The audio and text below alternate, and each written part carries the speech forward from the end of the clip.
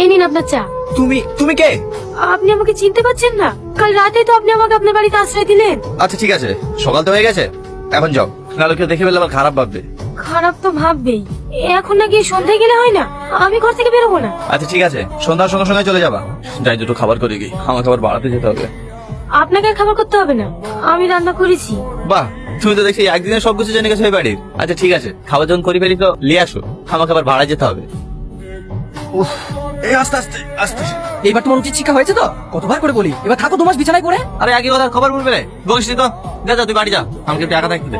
ঠিক আছে, সাবধানে থেকো, আমি বাড়ি গেলাম। আপনার অ্যাক্সিডেন্ট কি করে হলো? কি ব্যাপার, তুমি এখনো যাওনি? তোমাকে বলেছিলাম না সন্ধ্যার পরে চলে যেতে। যাও যাও যাও যাও। না মানে আপনাকে এই অবস্থায় রেখে? আমাকে নিয়ে তোমাকে ভাবতে হবে না, তুমি চলে যাও। কি হলো, দাঁড়িয়ে আছো যে? যাও।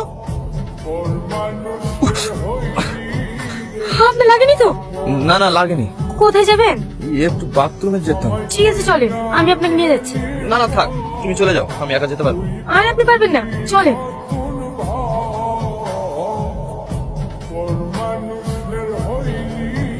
কিরে সামাদ, কেমন আছিস? কিরে গাড়ি নিয়ে এসছি, পুরোপুরি সুস্থ হয়ে গেছে নাকি? আরে হ্যাঁ হ্যাঁ, সুস্থ না হলে গাড়ি নিয়ে আসতে পারি। যাক, খুব ভালো হয়েছে। আয় আয় বস।